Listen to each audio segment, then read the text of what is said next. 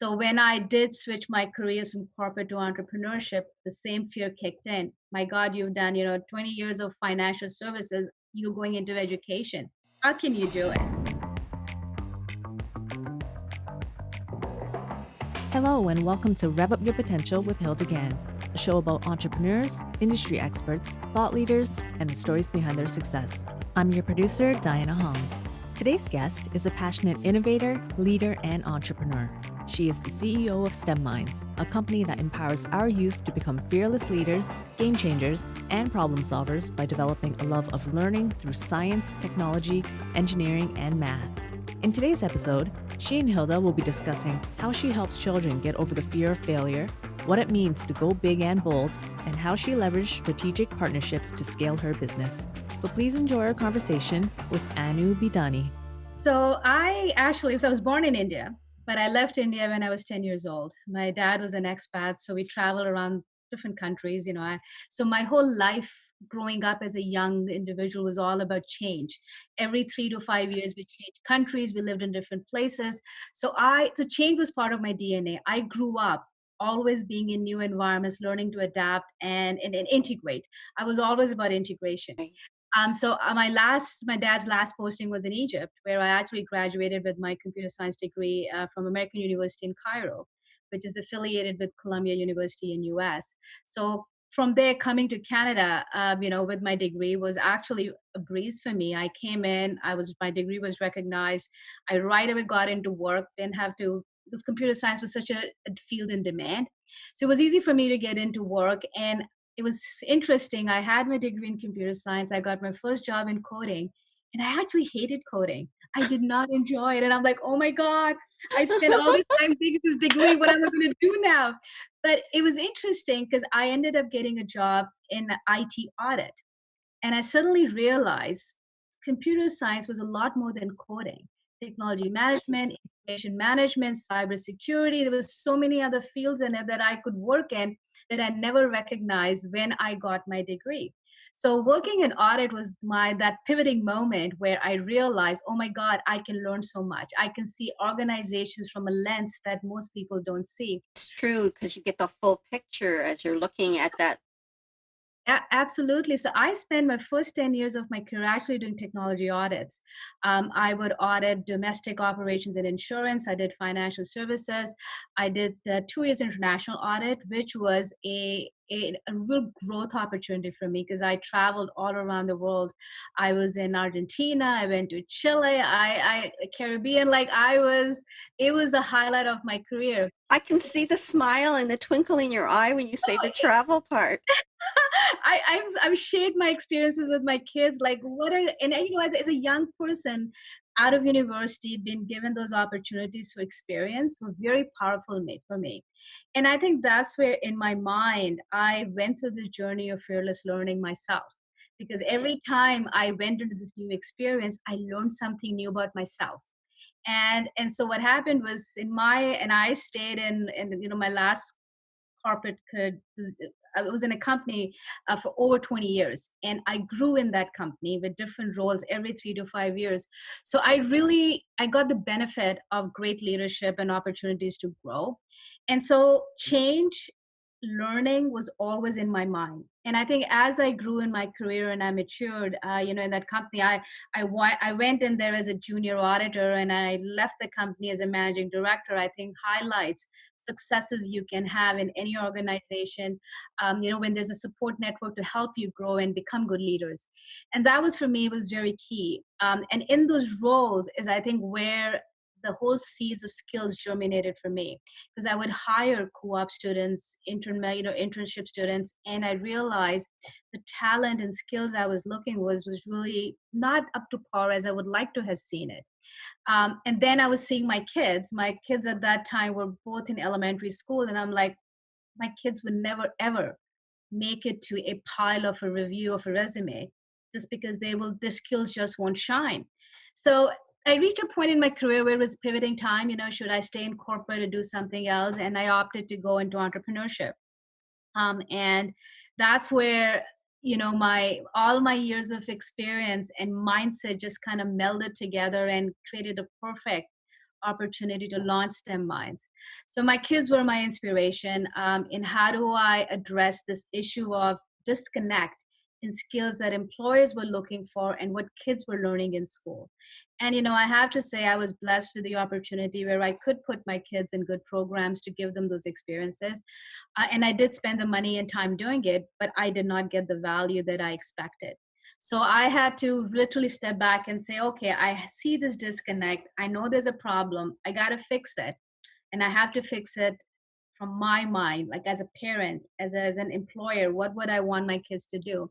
And that was the inspiration for launching STEM Minds. That's cool. It was truly about making sure my kids were ready. And as I did my deep dive, I realized, oh my God, there's a whole group of kids who would all fall in the same category that would need the help. And that was the journey of STEM Mind starting out. And I've never looked back. I have truly, truly enjoyed that journey, that experience, and I still do every day. I love the vision that you have. It's fearless leaders. You want to create fearless leaders for the future. And hearing about your experience growing up really, I think, does summarize what you've done yourself. I Yeah. think it's very poignant when people have that opportunity to work or to grow up in a variety of different backgrounds and experiences. And you talked about change and you talked about integrating. And I think that theme, that early experience has really brought you to where you are today. So tell us a little bit more about that fearless learning that you've really embedded into your company. So I do want to acknowledge, Hilda, I wasn't a fearless learner day one. Every time I had to make a change, I was afraid. I was afraid of how I would be perceived. I was afraid, oh, I'm an A performer. Will I fail? What will that do for me? Early stages, I would always have butterflies in my stomach every time I did a change. I would look in the mirror, be like, oh my God, can I really do it? Self doubt was always there. And what I recognized is that every time I actually went through a change, I was always successful. I never failed. And I think that's what led me to constantly keep on moving forward and recognizing I've done it before, I can do it again. So when I did switch my careers from corporate to entrepreneurship, the same fear kicked in. My God, you've done, 20 years of financial services, you're going into education. How can you do it, right? But it's reminding myself I've done it before, I can do it again. I solved a problem for others before, I can solve my own problems going forward. So I think having gone through that experience, that journey, makes it more authentic for you. I can go talk to my staff about authentic leadership because I've done it myself. We can talk to kids about being fearless learners and being those fearless leaders because we're doing it ourselves. Even all my team that I hired, even though we teach STEM content, majority of my staff are non-STEM teachers. And there is a very deliberate strategy in hiring non-STEM teachers because how can I go out there and tell teachers, would teach coding to your children in the classroom or app development or web development if all I hired was STEM professionals? How would they relate to them? You can't. So I think the authenticity of how you address that problem and you create that fearless learning environment, that's where then how you do the engagement and connection. So my I, staff can now connect to kids because they themselves learned, right? They can connect to teachers because they themselves learned. I think this is a good point that I want to draw attention to the listeners because so many times in working with some of my clients, they want to hire, but they want to hire, well, they have to have this and this and this, and they don't want to hire based on potential and Mhm. the capacity and the ability to learn certain things. You can't hire somebody that checks off all of the boxes and there's no room for growth. There's no Exactly. challenge. So for you to share this with the audience is powerful. That please, when you're looking at resumes, don't look for everything that you need. Look for what you need, but does this person have the capacity or the potential to do that? So that's amazing. That's because you would assume, eh, without you pointing out, that everybody should have had been Yeah. STEM Yeah. experienced people, right? And I think the hunger for learning is what drives curiosity. it drives a desire to want to learn more, the passion for impact. I think there are so many soft skills that we do not highlight when we're looking for hire. In my career, I've always hired on potential, and I've had the best team. And it's because people have so much room to learn and grow that it's never a dull moment. Right? People get excited about that. So it's a very important point. And I see I've seen its successes in that model and I stick to it. So so hopefully, as people look into growing their teams, look for that passion, look for the soft skills. They'll take you so much further ahead than somebody with a package of all technical skills together. Have you noticed that mindset of fearless learning in either some of the students that keep coming back or your staff? Can you give us an example of what you've seen? Oh yeah, I mean, for my staff, that fearless learning is there because fearless learning comes with few more strings attached to it. Fearless learning comes with the fact that I will make mistakes and it's okay. No one's going to judge me for making those mistakes.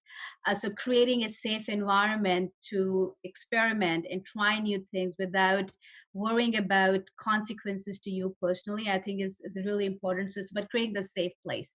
And I do that. And my team also does the same thing.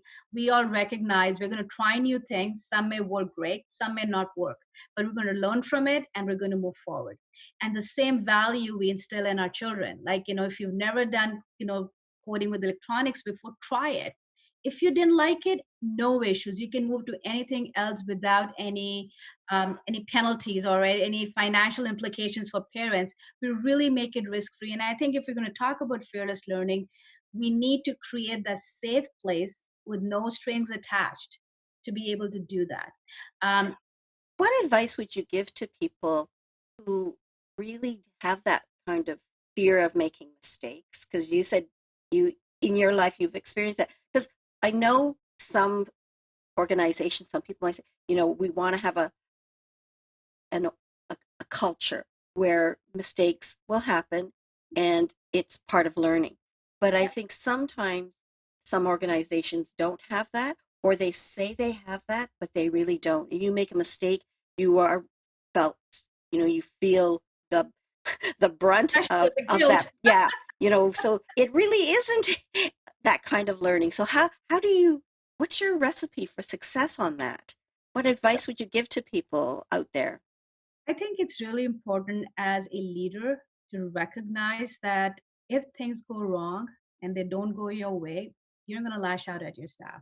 You're not going to point fingers at anybody. I think it's really important if you're going to instill that culture to recognize that if issues happen, take a deep breath, learn from it, see what happened, and just work and deal with the consequences.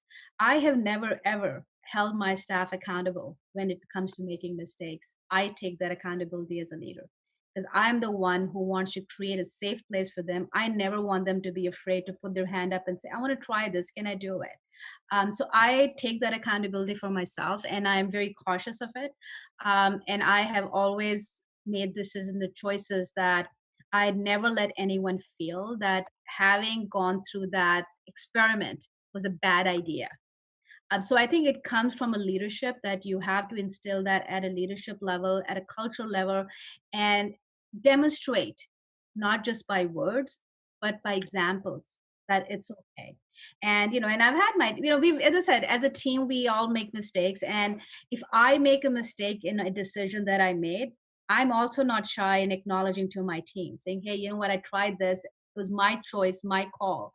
Didn't work out. No big deal. Let's go forward. So I think as you exemplify, that value system yourself and allow your team to do the same, you naturally build a culture and an environment where people are okay with it.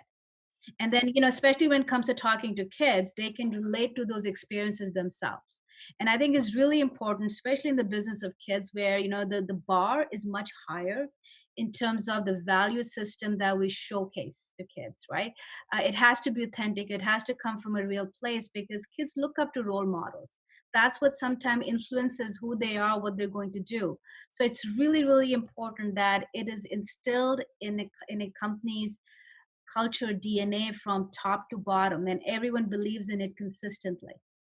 And I think that's so important. When you establish your culture, you make sure it's consistent and you practice it. Because when you say something and the minute they try it, like failure, and they get yelled at, they realize that that was just lip service. So Exactly. love that. When we were talking earlier, before the interview, you talked about another thing about making big and bold decisions. Do you want to share some of those big and bold decisions that have helped STEM minds be where they are right now? Yeah, yeah.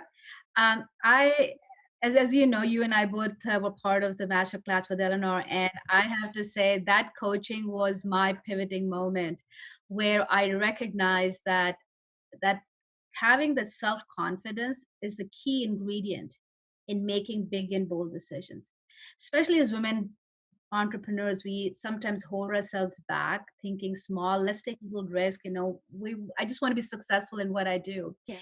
And what I've learned is making big and bold decisions, even if there are mistakes in it, is actually very powerful. And it has made me more comfortable in my own skin and in my boundaries where I can push myself. So I'm a firm believer that making big and bold decisions are very important. And I made that big bold decision about a year and a half ago when I opted as my growth and scale strategy to go online. And I did that decision uh, without funding. I had no investor funding. I'm still a self-funded business, and it was like making that big decision. I want to go global. I want to go in every country with my online platform. It was a very big, bold move for me. Um, but even though I knew I didn't have the funding to do it, I still made that call because in my mind, I know I can get there. And I know I can get there because I'm confident in my abilities as a business leader, as an entrepreneur, as a mother who knows there's a problem out there that has to get fixed. You really bring it all together, and that it just supports your ability to make those decisions in confidence. And I have found since that pivoting learning moment of my own personal growth, I am not shy now in thinking big. I do not think small. I don't look at making small increments. I am happy for big increments. And when people say, how are you going to get it? I have a good thought process behind it and I can justify it. So, I made a comment saying in 3 years, I can be a $5 million company. And somebody goes, how will you get 5 million in revenue? You're like, you're just a small entity. And I'm like, well, if I have a platform that I can grow globally, I can do sales here, I can do sales here. Look at the volume, the numbers, the market size, it supports it. And suddenly that I was, okay, I can understand that. So I think, I would have never said that before if I didn't have a financial model where every little thing checked off before. But now I'm comfortable in my own skin that I can make those decisions. I can make those calls and I will still be okay. So I think, being bold is really important because you will see yourself growing way more exponentially if you did not make those moments. And I find that as women, sometimes there is that self-doubt. But but what I hear through your story is that it started off having that opportunity to be in various places in your life, Egypt one moment and all over the world, so that after a while you say, hey, I can do this. And I think that's brought you everything that you've done before, that international exposure early in life has made you say, hey, I can do that globally. I've been around the world. I know enough. And your computer science degree, or computer engineering degree, all of this has really brought you to where you are today as a self-confident woman. So for those males and females out there, it is about building. It is about trying. And the more you try, the more you realize, I can do this. And that gives you that self-confidence. So keep at it. Those of you who are still trying to figure it out, learn more about yourself, gain that confidence. So, powerful lesson for our listeners. And I'm just so happy for that success for you. What are the things that we're going to talk about in terms of these big, bold decisions that you've made? What's another pivotal point for you? I think also through this journey, what I recognized is, I can't do it by myself. There's not enough hours in the day. Even with all this portfolio of experiences I've built, I don't know everything. And recognizing that to scale and grow, you need partnerships. And I think that's a very, very fundamental ingredient for success and growth. So in my case, there were things I was good at, and there were things that I knew enough about, but just didn't know how to execute. So when it came to building the culture of the team, Hilda, as you know, I invited you to help us out with that training, leadership training for my staff, helping us build that whole HR model of a platform which I could replicate that cultural experience again was very key. So I think it's really important to identify where in your portfolio work you're good at and where do you need help. For me, I recognize HR training, skill development was one area where I partnered with you. Marketing is another area. I understand marketing, but I am not the creative person who can create the beautiful infographics and pictures and videos, and I can't do that. So I outsource that function to other businesses that support me in that strategy. I'm not big enough to hire a CTO. So I actually have an outsourced technology development company here locally that works with me in my tech needs. I wanted to build algos for our online platform, so I partnered with York University. So I think it's really important to recognize that you can scale through partnerships, because making big and bold decisions equates to growth and scale.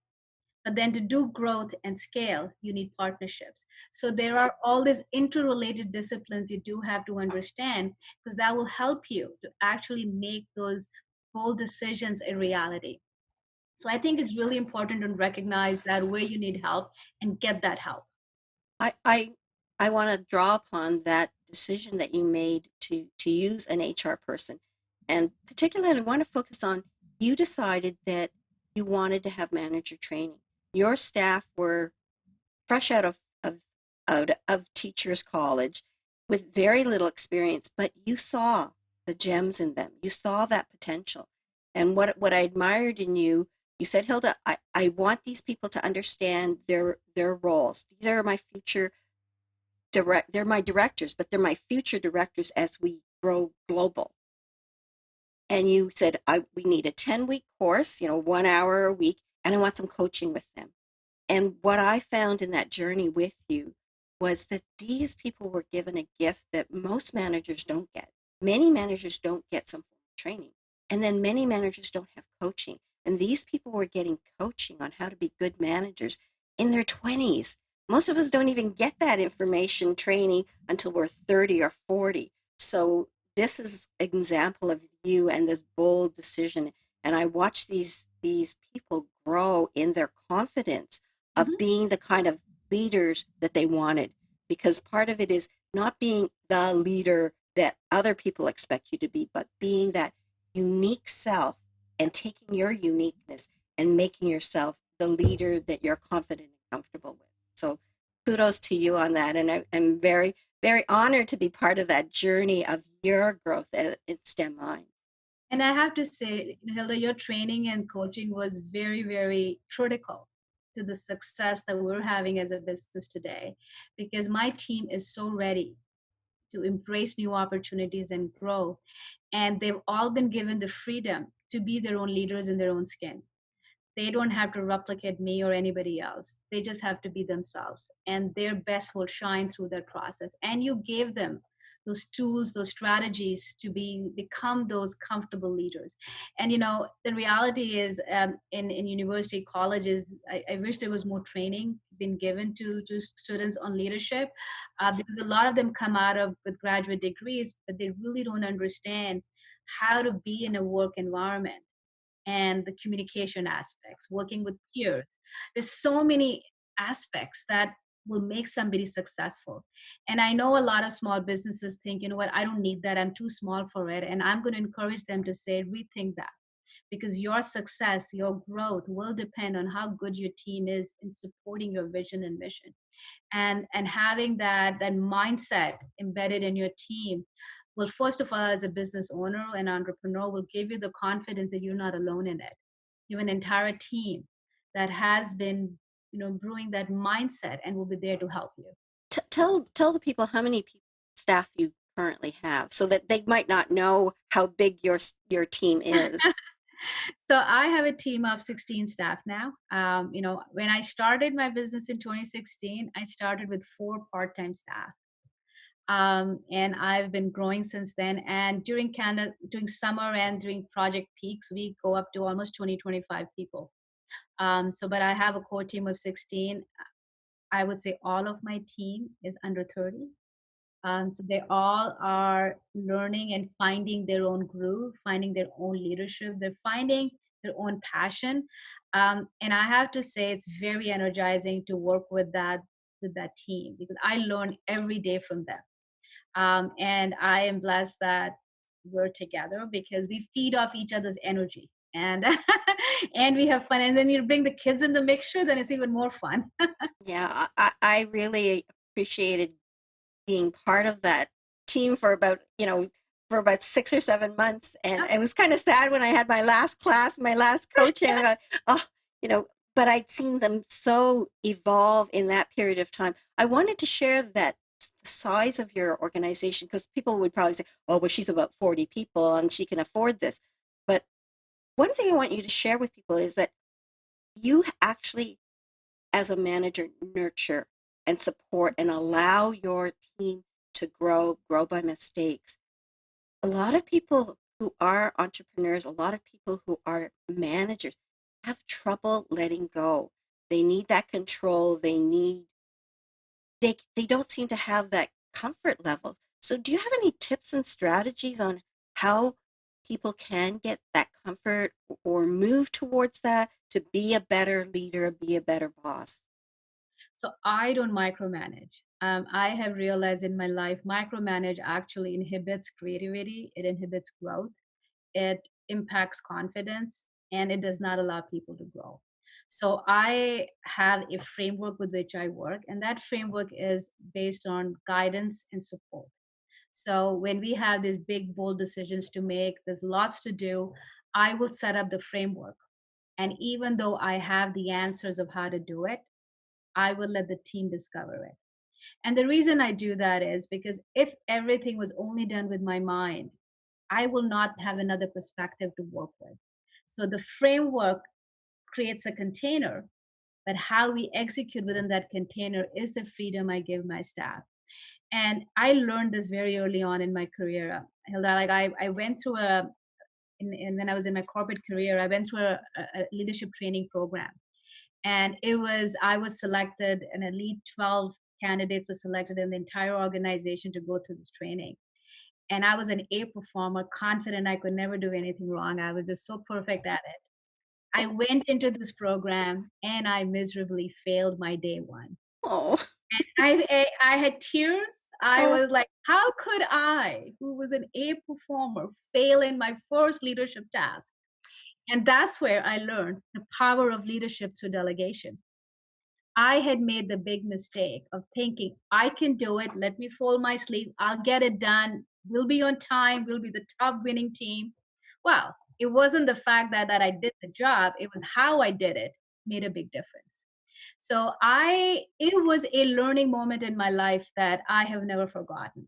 So even when I launched my own business, I always had that perspective in mind that if I want to ever grow and scale my business, the art of delegation needs to be upfront. And I need to give people the freedom as part of that delegation to come up with choices. So the way I do that is, as I said, I have a framework, I'll give direction to my staff, and I will always tell them, when you don't know where you want to go, ask me. I will always have an answer for you. But I want you to reach that journey yourself. And I think having that mindset, since day one, I have now reached a point where my team actually thinks like me, because we have all now realized that we started from different points, but because of this mindset of learning through our own experiences, we're all kind of intersecting together, that we are able to look at opportunities from different lenses but still drive the same end result. And I think that's been very fundamental for my ability to grow and scale, because if I had done everything myself, I would have never been able to train a team to think like how I do. And you can't expect people to think like you do by talking.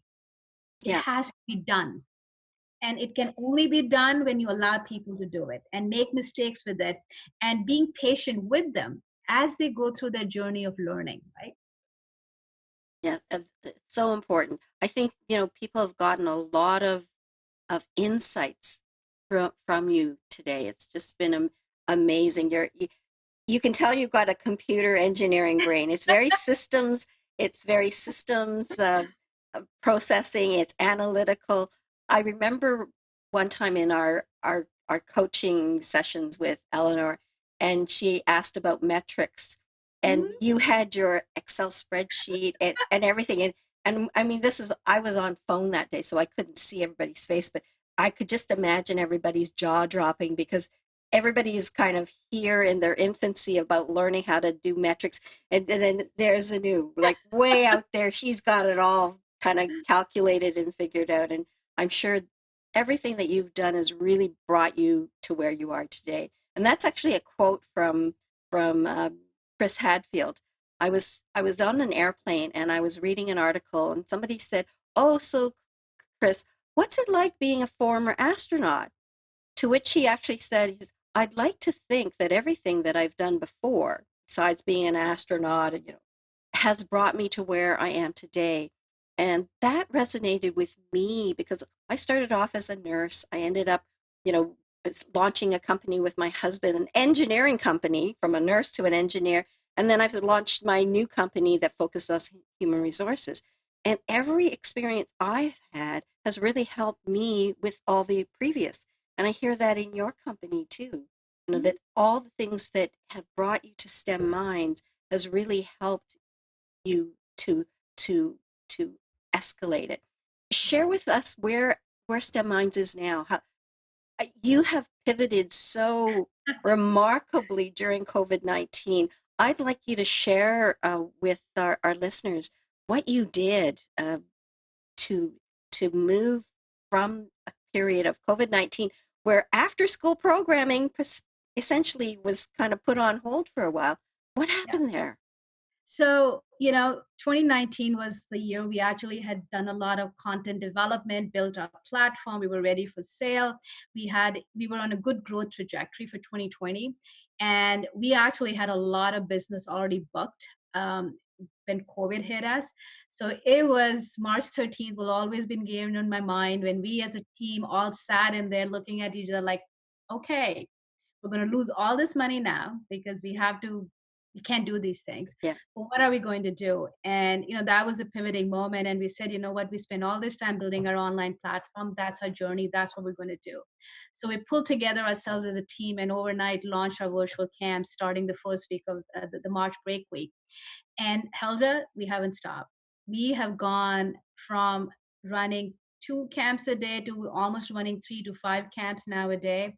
Majority of my camps are sold out, but most importantly, I have just expanded my entire client base. Before, a lot of our clients were from York region. Now I have province-wide clients. I have national clients from different provinces coming in. I have a lot of US clients coming in, to the point that I'm actually launching a US website in a week's time now because we've got an entire audience from there. We launched a corporate membership program where companies whose employees were working from home, we could, do camps for their kids while employees were busy. And I now have companies from US contacting us saying, can you run those programs for us for our kids in US? So it's interesting.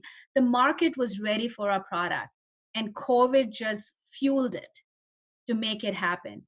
So we've pivoted really well. And even when everything goes back to normal, the reality is now I will have two diversified streams of revenue: an in person programming, which we do in our learning centers and in public schools, and the second, which is totally a global international platform for virtual learning.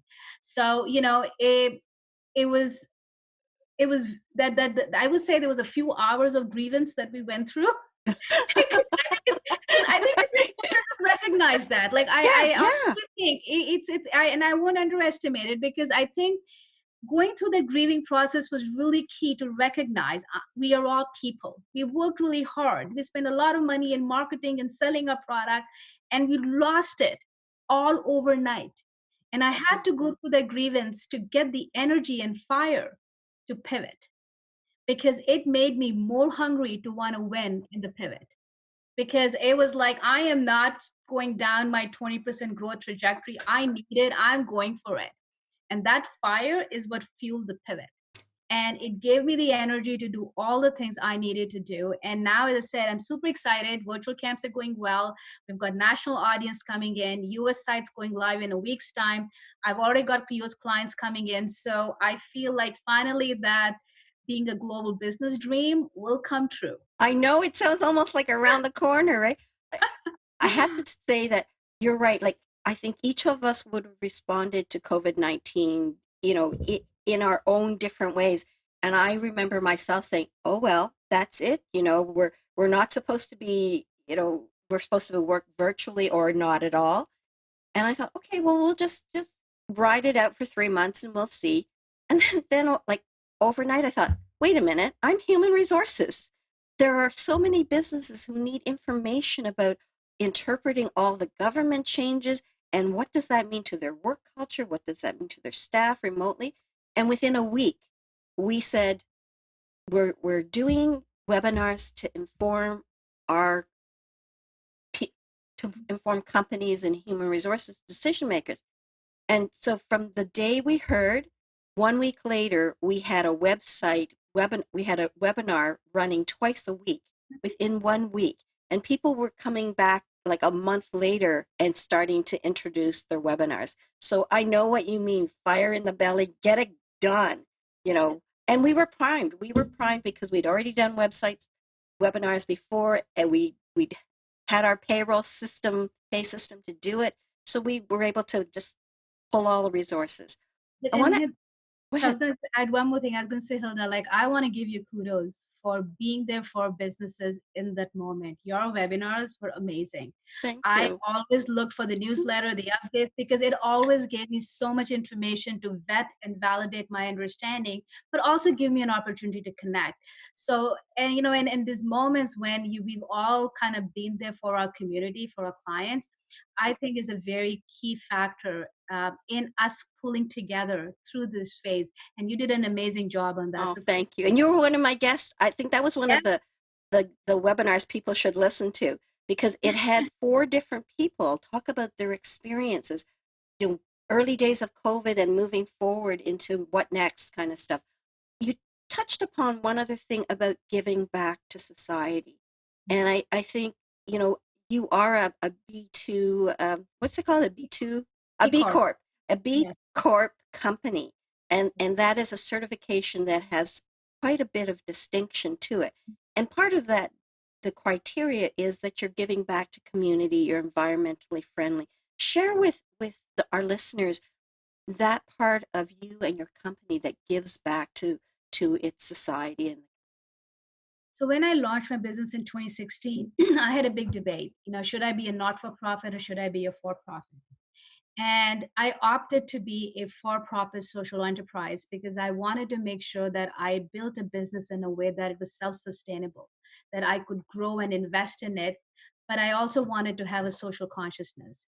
Especially when you work with kids, I think it's really important that inclusion, accessibility are very key ingredients in making sure that every child has access to STEM education. This should not be an option, it should be a basic right of every child. So I knew that in my mindset, I wanted to do it. And B Corp was a really good way of making that commitment, not only just in terms of word, but showing it. And with B Corp certification, you have an independent party that actually does a full audit review of your practices and principles and how you operate to make sure that you deserve that certification. It took me 3 years to get ready for it. And I have to say, I am so proud of making that decision because being a B Corp means that you do what's right over profitability. And I have made those decisions throughout my journey at STEM Minds, where it hasn't always been about money. It has been about doing right for the families, for the children. And I do give back in that form in many ways.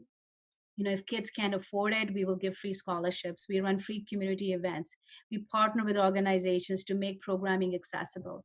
And even during this phase of COVID, I price my products not for profitability, just basically so I could cover my costs to pay my staff.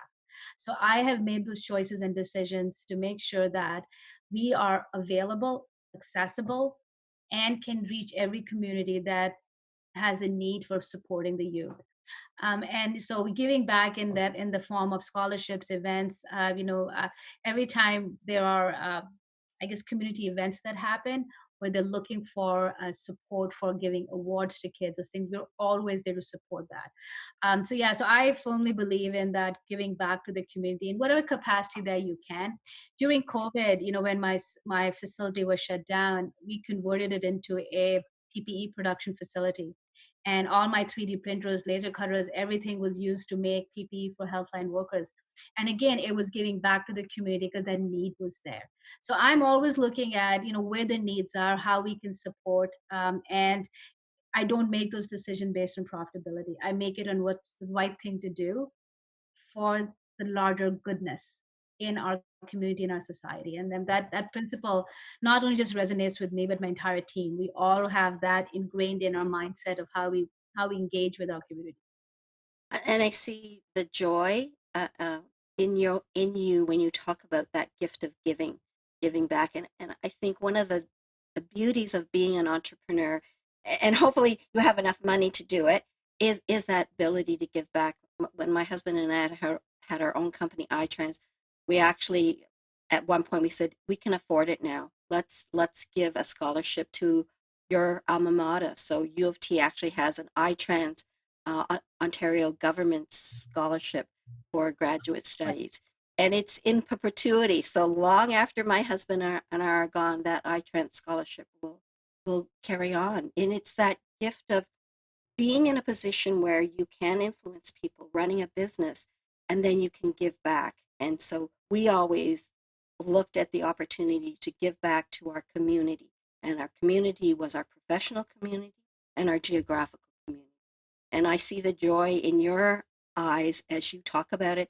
And the thing that you've acted as a role model and hired the people who also want to do that. That's part of the DNA of STEM Minds. That's part of the DNA of you and the staff that you hired. Is there anything else you want to share with our listeners today that I haven't kind of gotten you to kind of share at this point?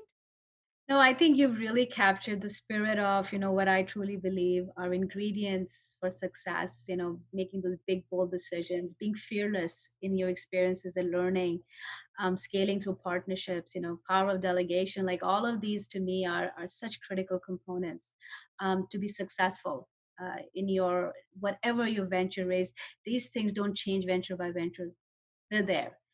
Give yourself the freedom to experience it, right? And I think that's what key message here is.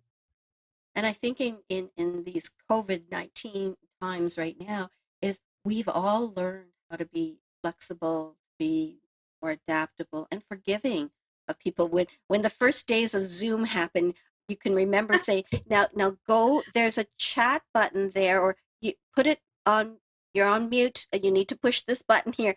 And everybody was just so flexible. And yet so many people now are using Zoom who would never probably have done it for another decade because they couldn't see the need for it. So we've taught ourselves to try and to it's okay. You don't have to be perfect. Just get it going and tweak it later.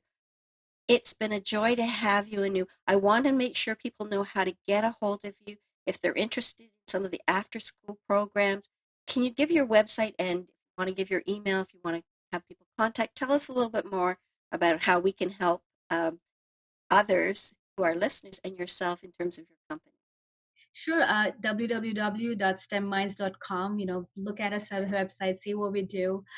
If you have any inquiries, send them to info@stemminds.com. We are very responsive. We will get back to you. Check out our virtual camps. During this COVID period, even around the summer, we're running some amazing programs that kids love. So give yourselves the opportunity to explore that with your kids and see where the passion is. And we're here for the community, and we will all come through this COVID phase as successful and stronger community leaders than anything else. Well, thank you. I have found your sharing of your experience to help us as listeners in our journey, whether it's in a career or in an entrepreneurship. I just love the gems for us to be bold, to try, to gain self-confidence in what you do, and to have some real core principles of partnership, of of having a vision like yours, your fearless learning, and use that as your platform to hire the staff you need, to drive the business, to connect with the clients that you need. I've just enjoyed our chat together, and I love what you do, and I continue to follow you and partner with you as you need. So, Anu, thank you very much for being one of my guests. Thank you so much, Hilda, for inviting me. It's such a pleasure to have these conversations with you. I get all excited about it. So thank you for instilling that energy and also creating a platform for sharing these stories because we can all learn from each other. So I thank you know. for taking that leadership and giving those opportunity to your audience. Well, I'm so excited about this opportunity because I think it is through storytelling and those who love to hear stories that we learn and we know that we're not alone and that we can try and we can learn from your experiences and avoid them or we can improve on what we've done. So I think you've brought a lot of bright light information to people today to help them on their journey towards their self-discovery and their success. So thank you Thank you. very much, Anu. Thank you, Hilda. Have a good one.